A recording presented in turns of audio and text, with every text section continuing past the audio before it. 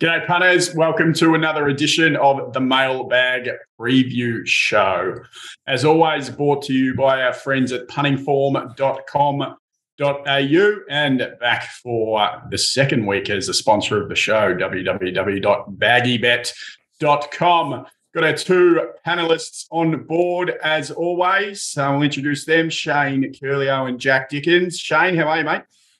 I'm well, thanks, James. I actually look terrible compared to used to. You've brushed up not too badly. I've been obviously working here doing form, and used to blokes have been doing who knows what. But you can see just by looking at my eyes that I've been working hard. Got a new I've been planning a new segment that's already been knocked on the head, so that was disappointing. That's not true. But anyway, what is it? The show. What is this segment? Well, I noticed a bit of a theme on social media. Some perfect pairs. The new tipsters popping up, and I thought I'd go with selections and erections as my new segment. But I've been shadow banned already by social media platforms because of the word. Wouldn't you have to get a script filled out at your age to sort of live up to the hype there? You don't think I already had that lined up as a sponsor? So anyway, forward thinking. Back to the old mailbag preview for me. No, the OnlyFans account is no longer. You'd make big money. Also, while we're at it, just quick shout out to Josh Cattle at Kavanagh, who's the head of data at Ciurleo Racing, and so loved up, it seems, Shane, that they sleep together, they travel together. Just had a beautiful big trip in Europe. They also shop together and now dress together. Spotted, papped, if you will, boarding a Jetstar flight, I believe, in matching shoes. Unbelievable stuff. Yeah, look, like the data says to me that's disgraceful performance. It's a plus 10 above average. But look, if they were getting on a private jet and they were wearing matchy Gucci loafers, fair enough. That'd be acceptable. But when you're going on a Jetstar flight, and not only on a Jetstar flight, but entering via the rear stairs, yep, which is probably cargo class at best, and you're wearing the same matching sneakers that look like they were from Kmart. I don't know what Ciurleo are thinking about that sort of behaviour. We're about to find out. You're getting this in an inbox. And Jack, how are you, mate? How's the week at baggybet.com been? Been very, very exciting again, Jim. And we have a stack of football promos, which I'm not sure if we're allowed to say what they are on a show. But you just download, log into the app, and you'll download the app on every match this round. And I'm a big Swans fan. It's the only thing I actually care about in sports. And there's something there for Swans fans. I think we could probably say that. There's definitely promotions that we can show you once you're in the app, and there's racing promotions all weekend. And it's been pretty good fun. Last Saturday was pretty scary. I mean, there was a couple of enormous swings. I got a few of them wrong. Priced, which I've done again, actually, even more aggressively. Last week, I priced the Group 1 to 118% and ended up basically cheering for elephant. You heard it. You did hear it here first, punters. Jack was very keen to take on the Group One winner, Snap Dancer, last week. So we were top of the market. And if the mail is correct, he was also laying the second and third horse. So he got the trifecta. Well done, Jack. And probably also Alligator Blood, which should have been the trifecta. So yeah, thanks, Ollie. Yeah, nailed it. So anyway, we live and learn. We're just living in and we're learning as we go. It's been a heap of fun. The Bloodstock stuff's been really exciting. Boss Queen sort of pass mark, I thought, there on, was it maybe Tuesday, Shane? That was a really nice trial. I think we'll have some fun with her. Yeah, that's what I thought, It wasn't a trial, but you know what I mean. It was a nice run. It was a nice run first up to run third and get a check going forward that that she'll take a lot of improvement and hard to beat second up. Yeah, got handled by the winner in run and followed the rough shot out of the two bums in front of him. But we've got a runner today. Hannah LeBlanc rides. Plan is to go forward on Keats' first start for the stable, for our stable, with Gavin Bedgegood. So had to Google who she was, but excited to watch her ride our horse today there at Sale. Well, good segue into our Mailbag Bloodstock segment. As the boys said there, appreciate everyone getting in touch with Jono after last week's show with Boss Queen, and she was out on Friday, and I know a few of you got knocked back, unfortunately, but we do have another one with Jesus Bedgood for sale, a 2-year-old filly.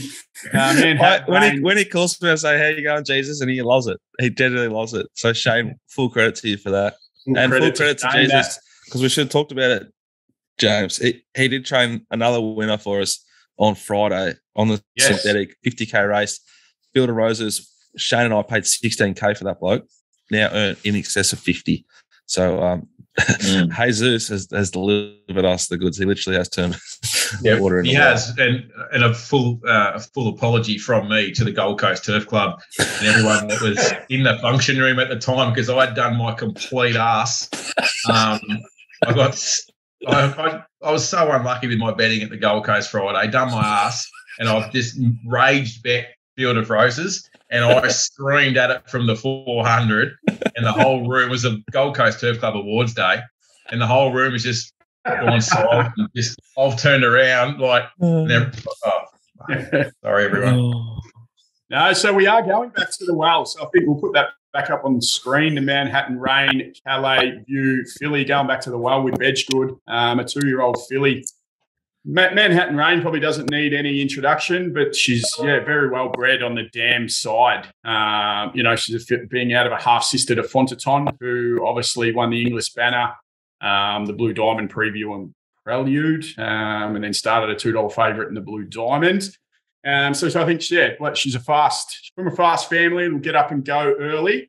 As I said, trained by Gavin, $2,050 for 2.5%. So not breaking the bank there. So as always, punters out there, get in touch with Jono, Jono at themailbag.com.au. Like the previous few weeks with the horses we've had on the show, they have sold out pretty quick. So when you're watching this Thursday afternoon, Thursday night, Friday morning, whenever it is, shoot our Kiwi friend Jono an email, and he'll help you out if there's any shares left. But really nice filly, like light on her feet. I watched her, had notes on her from the Inglis gold sale in Melbourne. I think it's a really good opportunity for us to get another horse with Gav. He really likes her. Thinks it's the best 2-year-old he's got. So I'm keen, happy. We'll have something for everyone too. For those that follow the racing narrative, there's a big sale coming up next week with a number of horses that Jack and I are going to go out and inspect over the next 5 days. So, hey, look, someone's got to do it, So Shane and I are going to put our hands up and get to work again on the Gold Coast for at least a night. So if you are involved, if you do want to get involved, especially with this one with Gavin, get involved. Shoot Jono an email. But send him an email if you are keen for the boys to, get on the list there for the boys if they find anything next Wednesday also. So good luck to all our owners out there with Keats this afternoon in sale race 7. Let's hope the winning run continues for the Mailbag Bloodstock owners. That's enough Bloodstock. We'll move in to talking horses. But before we move into previewing runner by runner, a couple of races at Moonee Valley, on the socials, we did put out, send in some questions, and I believe Shane has a few viewer questions that we'll get to before we sort of dissect the data from puntingform.com.au. I do have a couple of questions here, James. First one from Sam Briggs, whose profile picture is him cooking kebabs on a Weber barbecue out the back with a big grin on his face. Thanks, Briggsy. What are Forgot You's chances first up? We'll get to that runner by runner, yeah? Righto. Yeah, we've got a replay of Forgot You's last trial. The boys will discuss that shortly. Stormy Capalot. Thanks, Stormy. Is Coolangatta too short? I think we're previewing that race as well, aren't we? Yes. We are. George got an Mbappe picture on his banner. Is the Feehan Mr. Brightsides to lose, and are small fields starting to become an issue? We'll get to Mr. Brightside, but the small fields are, if you look at the history of both these races, it's lean this year. It's very, very lean. Yeah. There's one horse that's raced this prep and the rest of them are resuming. Some of them are aimed at the Melbourne Cup. It's grim, and maybe this is a consequence of the prize money wars. I don't know that though. Would anyone here have any articulate view on if the good, better horses have been taken away? Of course, I've got an opinion on everything, Jack. What is it? One of the things that struck me about the recent Racing New South Wales press conference about their prize money increase is that Peter V'landys openly said, I've been on the phone to Chris to try and keep his horses in Sydney. Openly said it. Like, you don't have to travel them here. Like, you don't have to travel. Melbourne to Sydney don't have to compete anymore. They can stay on their home tracks and race for the same prize money. It's quite outrageous. And it used to be about, I suppose, the sport used to be like national, and you're lucky to see horses like, Black Caviar, Haylist, those guns. Moody ran that in every Group 1, South Australia, Queensland. Back when there used to be a carnival and a circuit they'd follow for the big races. Yeah. Nowadays it's just state Victoria versus New South Wales, and maybe you win a carnival campaign for those that weren't ready or not quite good enough to run in the Group 1. You go to Adelaide or Queensland. But anyway, it's disappointing. The prize money's sort of thin the ranks, but that's good. That's good for owners. Gives you a better chance to run in the races. That's what I was going to say. It's great for owners and breeders because you're a chance to win really big money in the Feehan. It's still big money for a barrier trial for like 2 or 3 of these. It's a $500,000 race still. And I don't think another $500,000 to the prize packet here would change much. Probably not. But it's to the detriment of racing and as a whole. There's no doubt. I'm trying to be positive about it though, because I don't care. I want to own horses to try and win that money and then bet on it. That's what we're doing. We're trying to swim with the current, not against it anymore. And I think the Mackay Diva next week is the 1,600 metres at Flemington, takes a bit away from the 1,600 metres at the Valley. For sure. Whereas I think the Feehan used to be used, when Cups horses, in the Bart era, Cups horses sort of had 10 runs and had to get those miles under their legs. Whereas now they kick them off over sort of 14, 1,600. So they're not using these as lead-in races. And those horses that are aimed at the Cups want to have a look at Flemington. So that 1,600 metre Group 1 also of the Mackay Diva is much more appealing to a lot of the trainers. But good luck to the 6 of them that run around this weekend for $500,000. And it's you can win it if you're aiming at the Melbourne Cup, like the sort of Spanish missions, I think. Fiorente won this race. Yep. Yep, he did. Stormed home, I remember that. That was the year he won the Cup. I think that was still Nash. I wish Bart Cummings was still here. I wouldn't mind getting 10,000 Ks in my legs before November. Jesus, I'm in a bad way. One more question here. You'd have to be a liar. We can't say what you need, but it wouldn't be. Yeah. That injects snake venom in his spine. I wasn't sure. I was nervous. One more question from Zama. Anticipating that the T is silent. Sharma's, I think, has got a profile banner here with, I think they're Gucci sneakers. Oh, right up your alley. Yeah. I might just wonder if he wears his, or he just sort of like looks at him every second night before he goes to bed and go, hey guys. I'm going to give him a follow, actually. There you go. See what he's. I'm going to see if they are sneakers, Gucci sneakers. Is Shalaman bound to win this weekend? Now, for those that followed Jackson's Mounting Yard Mail, they were on this last start. Did it win? Because it certainly looked like it. The official result says second. Lost by an absolute pimple. Gets obviously stays at Moonee Valley, where it ran last start on that heavy track. You have any opinion on that race, Jack? Yeah, I thought the two Milan would start a little bit closer to it, start even shorter than it is now. But it's probably going to get back from that draw. I think that Charlemagne's biggest sort of tick is its pattern and its racing style. I think it's a horse with still upside. There was huge money for Charlemagne, if you remember back to Bendigo, when it was knocked off by that good horse of Danny O'Brien's. I went to Sydney, that horse. Let's roll the dice, maybe. Yeah, that's the one.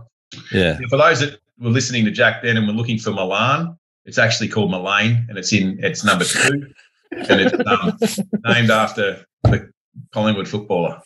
The great Collingwood footballer. Milan.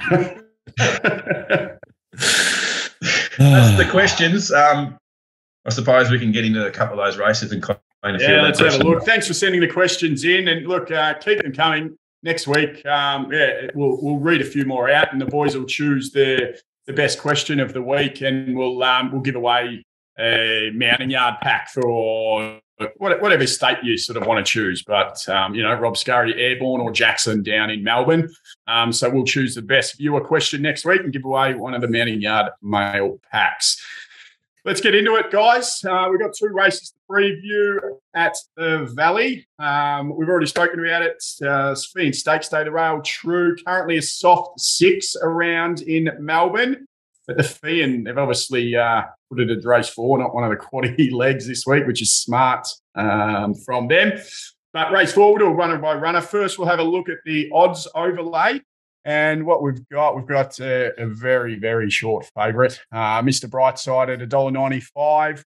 Earlswood for Matty Raymond and Damien Lane. Next elect at $4. An Inspirational Girl at $5.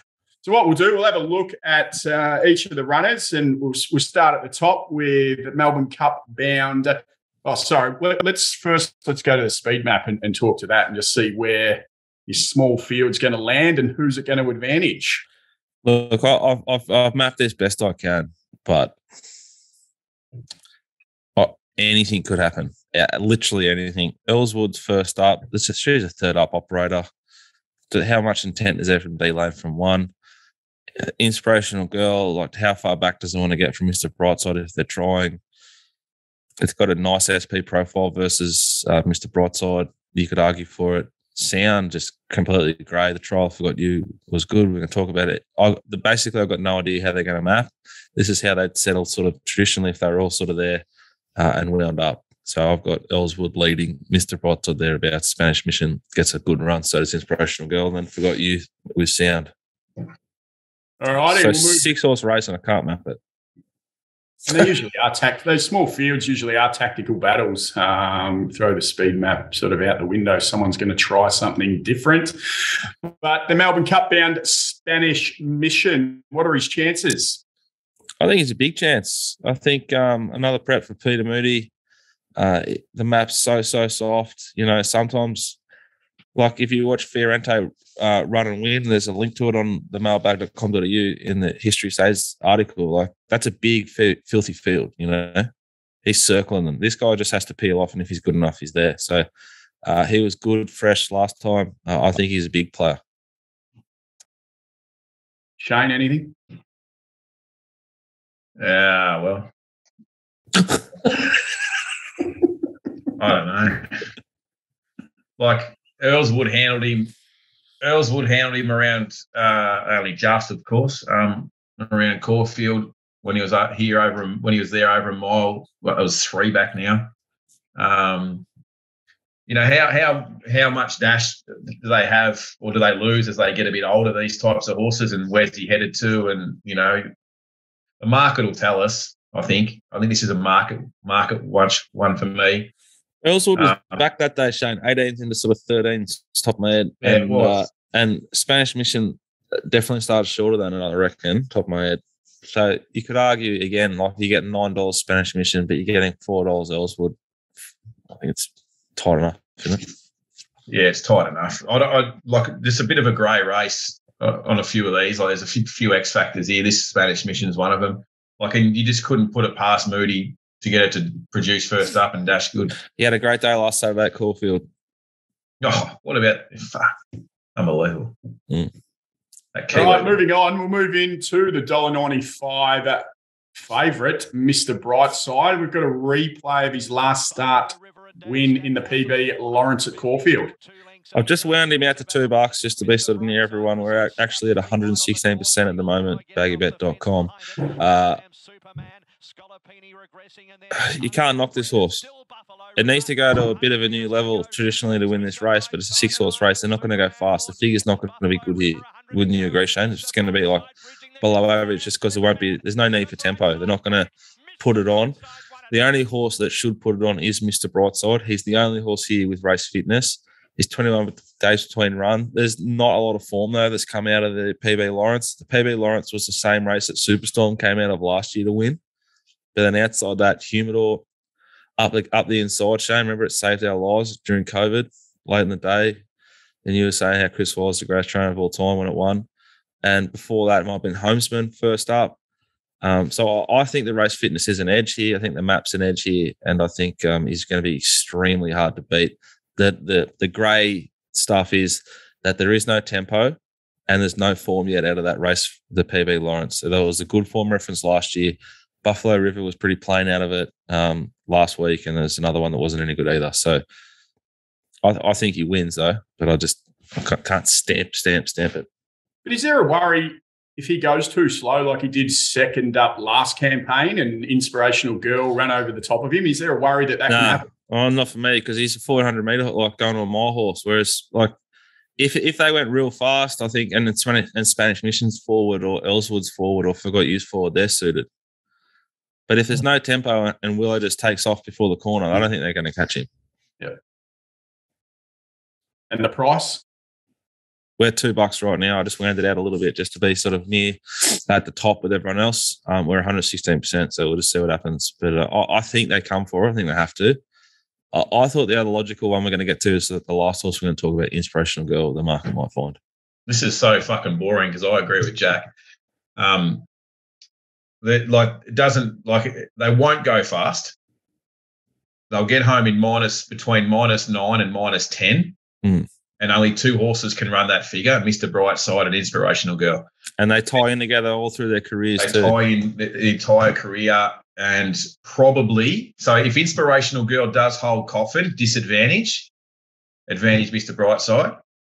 If Inspirational Girl goes back to last, again, advantage Mr. Brightside. So Mr. Brightside will start, if there's no money for the Moody runner, Mr. Brightside starts 175, 180. Yeah. Wins. And Inspirational Girl probably runs on and runs second. And if you back Mr. Brightside and it's outside lead and somehow Dry gets Inspirational Girl with the 1-1 and has your back, I'd be scared.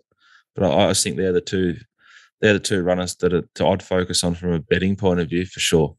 It's outrageous not suggesting you take $2, Mr. Brightside. I just don't see how it starts. Yeah, that's kind of what I was trying to say. There are chinks to it, but the chinks versus this race, it's still like I think $2 is really good value. And I mean, you two sound very keen, and obviously a bit of a disclaimer. Jackson for the mailbag service has already sent out a pretty large bet on Mr. Brightside already as well. So all three of you sort of lining up there. I'll change my selection then. That's enough of a favourite. Sounds like it's going to be very, very hard to beat. So we'll whip through the other runners. Number 3, Sound, who did run a pretty good race in this last year. From trials were shit house. I thought, no, not for me. We'll be top of the market as long as we can. Yeah, the sprightly 10-year-old, just getting his legs ticking over for later on. He's 10 years old. Do you think they wound him up to just pinch one early? You know what I mean? Yeah. No chance. It's millions. Should be millions. He'll start bigger than $50, I think, and we'll try and lead the charge on the way out. All right, number 4, Earlswood. Very interesting runner for mine. We'll show a replay of Earlswood's first up, one and only run in Australia in the Carline Cup, the Group 3 Carline Cup back in February. And that's Spanish Mission on its back. And that's Yonkers on the back of Spanish Mission. Yeah. Call sign Mav we saw last week, the yellow colours leader.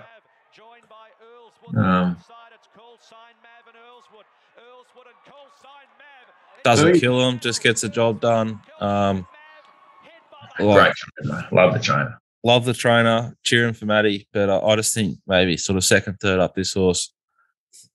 I did get a little bit interested when I saw D Lane and Gate 1 and, like could it lead? It should lead, but it won't lead. That'll be a nice sort of call there. I think it should. I don't think it will, but I don't know what does. As I said, very great speed map for me this week. Yeah. And they got pretty good stats together, Matty Raymond and Damien Lane, don't they? When they partner up, they go pretty well. I think they're both above average. Yeah. And I mean, obviously, you're sort of in the Mr. Brightside camp. So you're thinking the $4 Earlswood short, and he's going to get out a bit.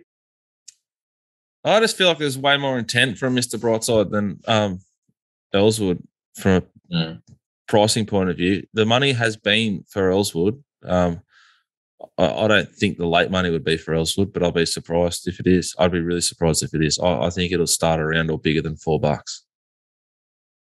And number 5, Forgot You, which we'll have a look at a pretty impressive jump out at Cranbourne on the 22nd of August. This was his 3rd jump out this time in, getting up to 1,400 metres here at Cranbourne. I don't think there was too much in behind it, or none of the horses to the ilk that he'll be racing against on Saturday. But he does love the Valley, Forgot You. Yeah, but he loves the Valley in like age-restricted races versus like he's won from one track and trip, which is a big tick, right? So is Mr. Brightside, big ticks. His trial is good, but this is I know it's a poor edition of this race, but it's a pretty big step up, I thought. He's like, when he's winning races, they're like they're slogs, you know. This is going to be like a tidy piece of work. You know, do we look into the fact that he has had 2 jump outs and 1 official trial leading into this? Is this for a horse of his level? Is this the one that they try and pinch early? Yeah, I don't disagree at all. He is a Group 2 winner. As we discussed, like this track and trip anyway. Yeah. I found him really hard to price, so I don't want to be with him, but that the sheets have him like he's the right price. He's the right price for this stable. Yeah, true. If he was $4, I wouldn't be on it. Yeah. But, anyway, I don't know. I'm a little bit greyed up about this horse too. Like, it's easy to find Mr. Brightside and these having to go to a level again to beat it. Like, Mr. Brightside's probably wins this, and then he's probably going to start, if there's no internationals, could start single figures in a Cox Plate. The way the year's shaping up. And personally, on like my punting journey, I've gotten a hole in times of just trying to overthink this stuff, like the Zaki, the Queensland horse last year that almost won the Melbourne Cup, won the Caulfield Cup. You're trying to just like poke holes in it, and sometimes you better just to keep it simple. And I think it's just going to be too good for him. We are the biggest in the market right now. Earlswood, we're 420. We're just under Forgot You, but we're as good as anyone. Spanish Mission, Mr. Brightside, and we'll be biggest sound. I suppose the other thing too with Forgot You, he just doesn't have that big closing figure in any of his wins that's probably going to be required here. It's just a grind. It's like a grinding horse, like the Earlswood win we just watched before. They were like, there's a pretty big gap through the field. There's a bunch finished for the ones who are in the finish, but they really spread out. There's the gut busting run. I can't see that happening here. Yeah, true. And the last runner of the small field, number 6, Inspirational Girl. What do we make of it? What do we make of Bob's horse? Can we just start with the trainer? Yeah. And the stats? Like, dead set. Have a look at him. If you're not able to, you should be able to go to puntingform.com.au and have a look at Danny O'Brien's last 100. He's going 8%. He's going at 8%. I thought the horse trialled really well. I think you can argue a case for it against Mr. Brightside off its SP profiles. I think it maps to do whatever he wants, and it's a really tactical opportunity for John McNeil to sort of tag. Yeah, he'll be last the fence. But if he's last the fence, I think he's pushing shit uphill a bit. Yeah. I really don't know what I'll end up doing price-wise with him. I definitely think it's a winning chance. But yeah, back to the old. We discussed this with Pistol on the Mailbag podcast, where people that bet get together on a Monday and discuss how they done their ass or won. And Pistols like saying is like the jury's out. Grant and Alana had a lot of success with these Pink and Cerise. But Pistol's got the Westie's best blinkers on there. He has, but have a look at the stats. The stats don't lie. Yeah, it's only racing. But it's you like can look racing at the stats from the other. If you spun that round, I'd say his favourite to end up on 15 to 12% for the year. So if he's at 8 right now for his last 100, you could also argue he's going to improve because they all go up and down. Anyway, the jury's out. It's that time of year. The big cash is coming. The big boys start to sort of lift, find that extra little peg. It's like finals footy. Your club made finals all of a sudden. There's twice as many blokes here on Tuesday before training starts as there's been all year. This is like what happens in racing this time of year. The good trainers come back. The good jockeys come back. Prize money's there. This horse has got the closing figures last preparation over 14 and 1600, albeit Flemington was a big figure to be 3 lengths off them at the 400 and round them up. Yeah. No, I'd agree. It just seems every week we're talking about O'Brien and one of Bob's, and they've been disappointing sort of week after week. Because they're not progressive. This horse is a 7-year-old that's had how many starts? 17 starts. Like they're not progressive. A 7-year-old mare's not progressive. Yeah. She's tapped out. Go to the breeding barn and piss off out of our form guys. We're too busy to worry about these horses. One less we need to do form on. Exactly. She's a 7-year-old mare, though, with a 600-metre peak, right? So I doubt she's going to get much further. This is right up her alley, is my thinking. That's why I'm a bit scared of her. Well, there it is, runner by runner for the Feehan Stakes at the Valley on the Saturday. Both the boys firmly in Mr. Brightside's corner. And Shane thinks if it gets all its favours, it probably starts at $1.75. So the $1.95 or $2 top of the market at baggybet.com. Download the app, get on board and have a bet, punters, and follow the two guys in. Moving on to our second and final race we're going to preview is race 5, the McEwan Stakes over 1,000 metres. What a disgraceful rendition of this race. Yeah, another very small field with only 7 in it. We've got a short price favourite, Coolangatta there. There's 7 horses and there's still the train keeps coming, doesn't it, from Queensland? 2 more. It's another 2 more from Queensland. We've got In the Congo down from New South Wales sitting their second favourite at 5. And then the 2 horses Jack just mentioned from Queensland, Rothfire $6.50 and Zoo Style $7. We'll have a look at the speed map there, brought to you. And we'll get that up on the screen. And Jack, who gets the favours here in another small field? Well, this is why I love having Shane on the show, and it's coincided with a lot of Queenslanders deciding that they're going to come in here and pinch our price money, and full credit to them. They should. I don't think Rothfire is a 1,000-metre horse, so does it struggle to hold the lead over 1,000 metres at the Valley? I thought Zoo Style, Semyon gets blinkers on, they have to roll forward surely, and in the Congo's Gay, who all week long James has been just making me watch the trial again and again. He loves his horse. I'm giving it away a little bit, but Big Jimbo's within the Congo off the good trials. I think it rolls forward. I think the race sets up pretty well for Coolangatta and away game to sit off that speed, and the Inferno will tag him up as in last.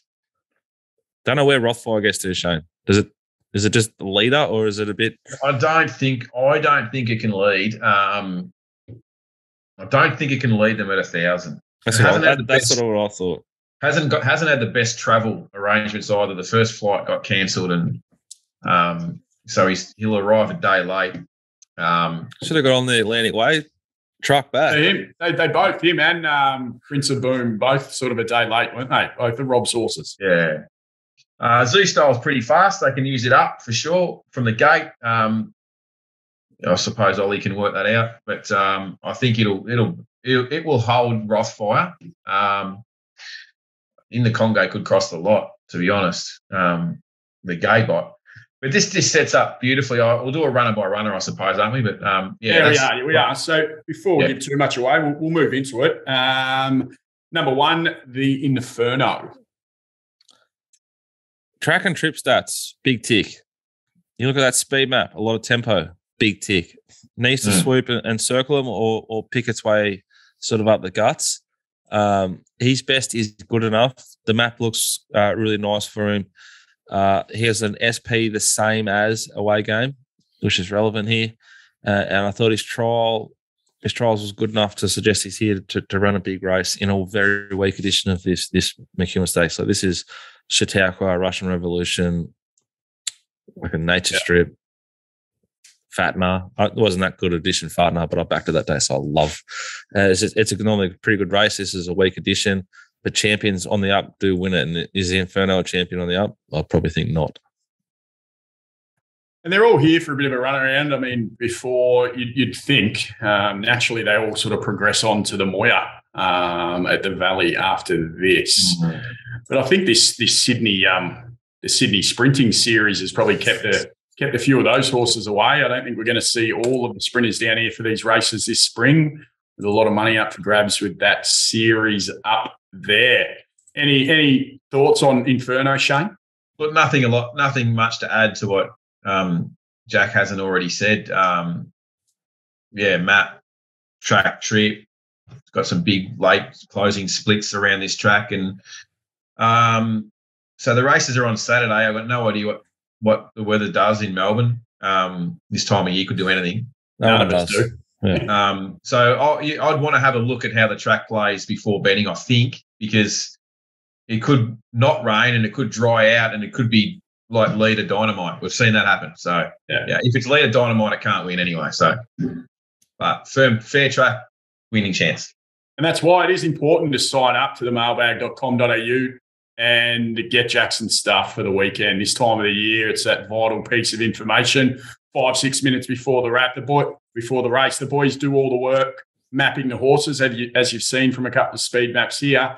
But they're always making changes on the go. So watching the first few races, changing speed maps, changing prices. So they do the work. As I said, that vital piece of information 5 minutes before. So sign up to Jackson's Vic Mailbag product on the Mailbag app. We'll move on to number 2 in the Congo. We'll have a look at his Warwick Farm trial from a couple of weeks ago. There he is there, bowling along in front. Just a nice little sort of... It's elite work, I thought. I love this trial. We'll squeeze, make sure we know what we've got. This horse was good first up when I think they tried to get to the all-age stakes, the Group 1 400 metres last prep. Second up last prep, he was like, there was excuses. He was awkwardly away, awkwardly away behind Marzu, who's going to start in Everest. Off the 2 good trials, proper yard, Tim Clark off, Mark Zara on. I think this is the way to play this race. I think Barra 7's perfect. If he is awkwardly away, he's not going to get punished for that at all.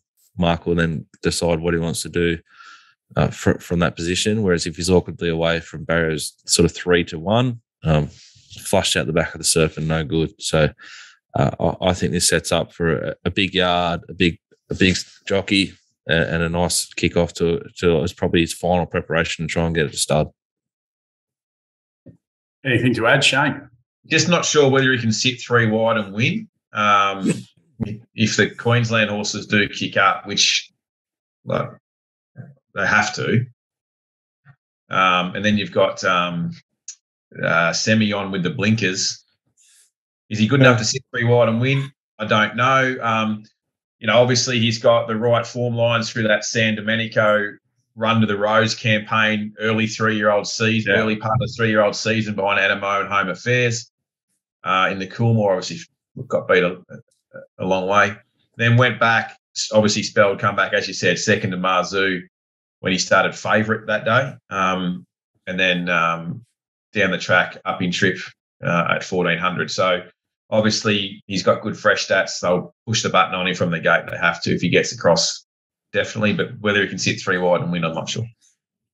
And moving on, number 3, Rothfire, one of the 2 Queenslanders in the race. You spoke a touch about him before, but thoughts, Shane, how's he going to go? We backed him first up last prep off that scintillating trial. Now, obviously, he come back off a pretty severe injury and he looked completely gone, I thought. Off that trial, that first up run when he was beaten, when he started odds on, Camp de Rupee run the race. He never travelled. He wanted to lay in severely on one rein in the straight, looked like he was sore again. No jump outs or trials this time. Then he's had that Doomben straight to the Doomben 10,000, where he raced on speed behind Mizzou, and then in that the Kingsford Smith at Apache Chase one blanket finished. I think he sat behind the leader and stuck on okay. I just like 1,000 metres, like they'll have to hunt him to hold a spot, or else he'll end up sort of one out, one back, and like he just doesn't have the dash to win at 1,000. I don't think. I don't think they haven't got the right jockey though to hunt up on him. Like he's going to sit 1-1 with D-Lane on him. Strange jockey booking anyway. Like strange. I don't know. I hope he sits a 1-1 because it's going to obviously assist in the Congo getting across. Yeah. And what do you think of the price there, Jack? What do you think? I think he'll drift. Yeah. We'll be biggest. I think we already are. Sorry, I'm struggling a bit here today. Race 5, best in the market right now. I can see 7. He was 8 into 650 yesterday when the market. Yeah, I'm 750 the horse for right now. So if you like Rothfire, come and have a bet. Baggybet.com. All those snap dancer punters with pockets full of cash. Come and take Jack on again. Top of the market. Yes. By tonight or tomorrow morning, I'll be 120% or under every race at Mooney Valley on Saturday. So if you think you can find value, come and get it. Moving on to the other Queenslander in the field, number 4, Zeus Style. Shane. Yeah, I think it can. I think it'll find the fence.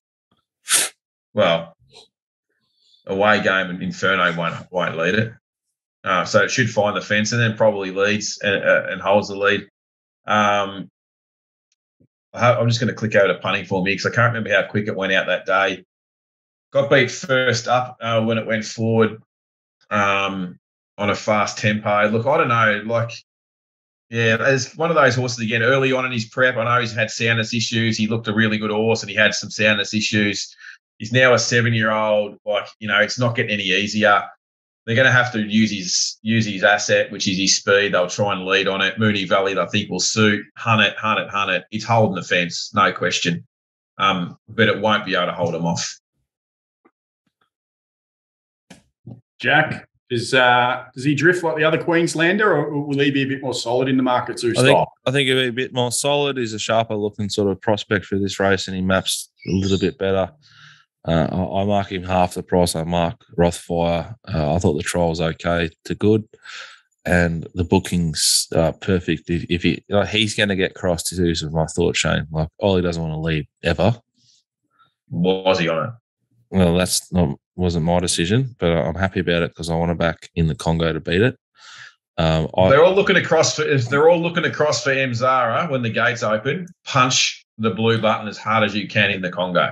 Yeah, I think these blokes should not be looking sideways. Semyon in the Congo might be able to roll across and lead because Zeus Style and Rothfire are ridden by jockeys that love cover and they're elite, great riders, but that's the way they operate, which has a big influence. This is a big speed map to get right because it's got a big influence on the next horse we're going to talk about and the last horse we're going to talk about is where they get to in run.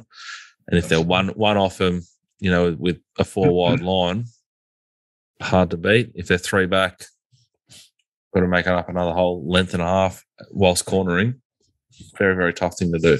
Well, we may as well move on to that next runner, which is at number 5, Away Game, running around in the Yulong Silks, just like Tofano last weekend. Oh, right. I don't need to bring that up, did you? Thought that was a perfect little First segue. show back, I've sent 1 horse to stud already. Yes.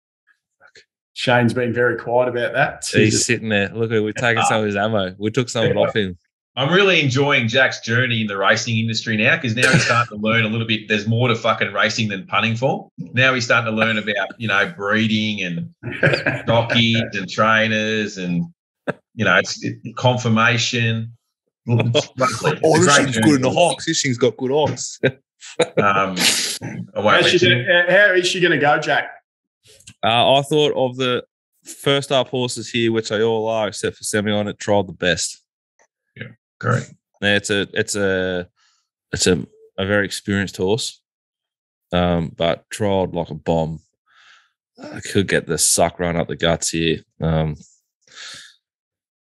Craig's airborne. I reckon they'll back the horse a bit.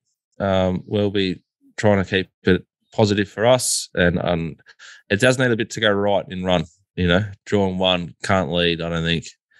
But if it lands the coffin, scary, scary, scary stuff. Well, I thought the trial's outstanding, and we know how good she is. I'd like to add a couple of things here. This trainer and Betfair Late, hard to beat. And blinkers on, this horse. Blinkers on, off that nice trial, is like, this is lovely, this. They've already paid $1 billion for this horse as a broodmare. And it just reeks of blinkers on. Doesn't it? Get another win, and she goes and sees a Yulong stallion just like Tefano. Written something? Is that what do they stand there? Written Tycoon. Australia's greatest top stallion at the moment, Written Tycoon. Yeah. What has she won a Group 1?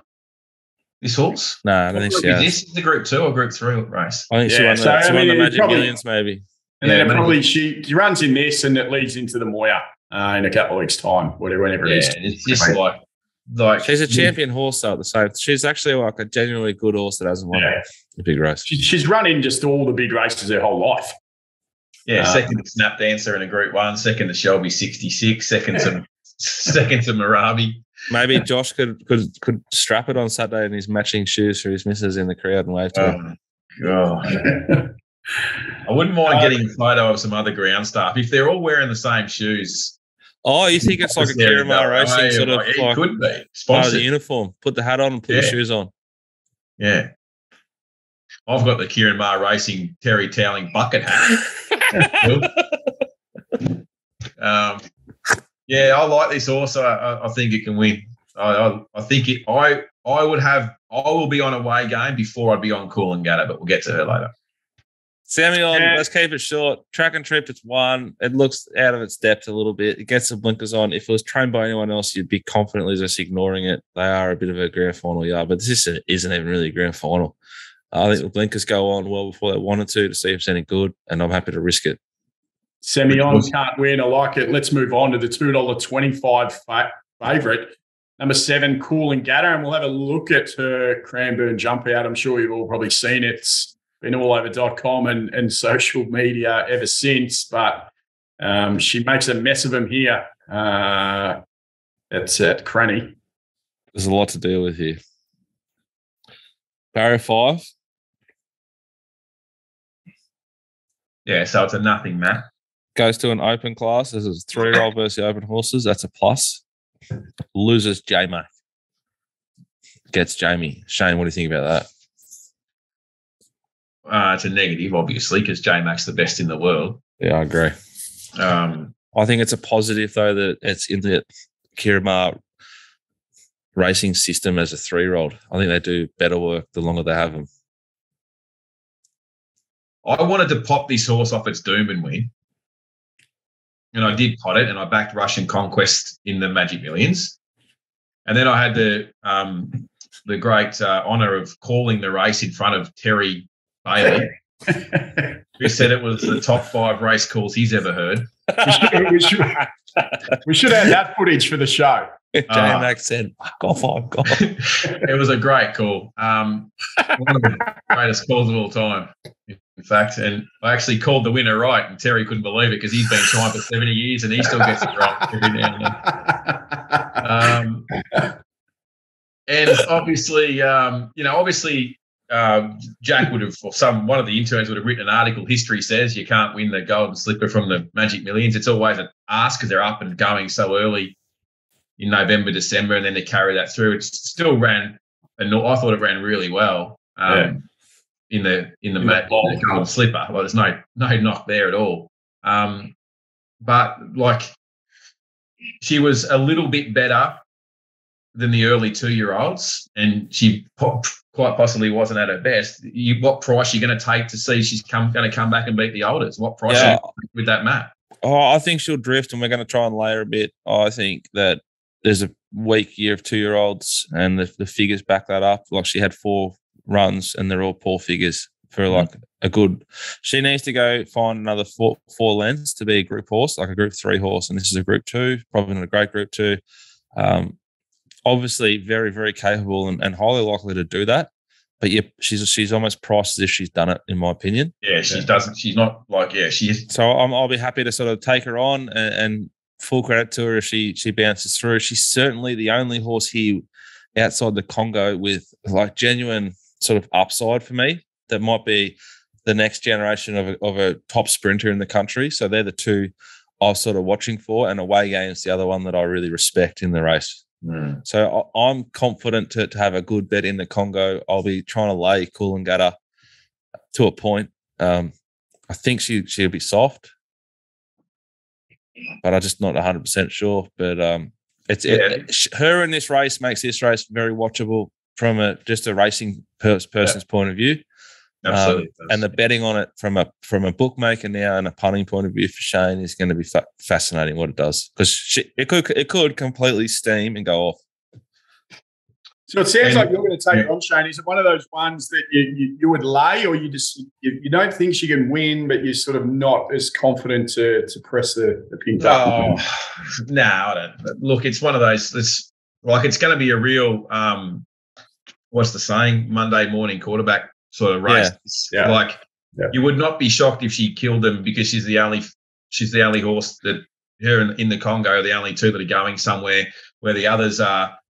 And she gets 8 kilos off in the Congo, which I don't think any of us, well, Shane and I are particularly big on weights, but 8 kilos. Yeah, which means nothing to me over 1,000. But it's the other guys, the other horses are closer. The other horses are closer to living legends than what they are going to a Group 1. So there's two horses with upside. There's two horses with upside in the Congo and Coolangatta who can go to another level, and then you've got a horse like Away Game who could run right up to her best and win anyway. Yeah, so everyone in the market's about 220 right now, Coolangatta. We're 240 at baggybet.com. So if you want to have a bet, you want to anchor in a multi, everyone's welcome to that price for the time being until I get a tap on the shoulder. Good race, well worth watching. Small fields, I hope we answer those questions too. Small fields can be frustrating, but I think this is a genuinely interesting race. It is. Sounds like that. The market's good to watch the market very late. And as Jack said, jump over to baggybet.com and download the app if you haven't, and take a little piece at the $2.40. Almost every day, but most importantly, $2.40. Best anywhere in Australia, Coolangatta. Well, that's it for the two Group 2s on the card at Moonee Valley. We'll move in to Saturday's best bets from the team. Now, Shane, you've got one here, Doomben Race 2, number 1, Steady Ready at $1.60. Why is it a value for the punters? I'll just try to find the biggest overlay of the day, and this thing should be $1.20. I said this is the best. Before its last start, I said this is the best 2-year-old in Queensland. Fucking got beat by Exo Lady. But I think Exo Lady went on to win a group race and this horse went to the paddock. Is that right? Should have checked this before you asked me the question. Anyway. That's your backyard. Anyway, Exo Lady beat this horse and then ran second in the Champagne at Group 2. And then ran in the so I got beat half a length in the Group 2 the following week by Swiss Exile of Annabelle Nations, and Political Debate ran third, and they've both gone on to compete at Group 2 and Group 1 level over the winter, where this horse went back to the paddock. This is a complete and utter moral. It will lead and piss in. It's a complete moral. I'll nearly go on the fucking Tower of Terror at Movie World next week if this gets beat. Honestly, I'll do something stupid like that next week. If it loses, you have to do the start of the show next week topless. It can be. We can gauge the reaction to it for our OnlyFans options. Selections and erections. I'm not taking my shirt off. I mean, you can't. It'll just be like the upper pectoral. You won't see even any nip. So no one will see your piercings or anything. If I won't take my shirt off, I will look like the latest Twitter tips to do Justin breasts. Wait, I'm not taking my shirt off. But, well, we've got a moral there. It'll win. It'll win. It'll lead and win. It's. I found a jump out for it at home here at Toowoomba. It's a moral. Righto, let's wrap it up. If you want to back all those together, you're going to get $12.10 at baggybet.com for a little all-up, Jim. Anything else we should cover up before we finish? You did see that. You saw Shane's best. My best in the Congo. Very impressive trial, like the boys had spoken about. And Jack's very keen on Mr. Brightside, but you can see there $1.95. He's already wound it out to $2 for all the mailbag. What a hero. What a hero. 5 cents, did he? What a hero. Honestly. Thank you, Shane. Thank you, James. Thank you, $2, you coward. All right, gentlemen, any parting words before we say goodbye? Don't bet at Bowen, kids. Bad for your mental health. Jono at themailbag.com.au if you want to race a 2-year-old filly with us and Gavin Bedgegood. Have a great weekend. Bye for now. And we'd love to thank our sponsors for today. As always, puntingform.com.au and baggybet.com. Download the app and come and take Jack on. As always, punters, if you are having a bet, gamble responsibly. Have a good weekend and we'll see you next week.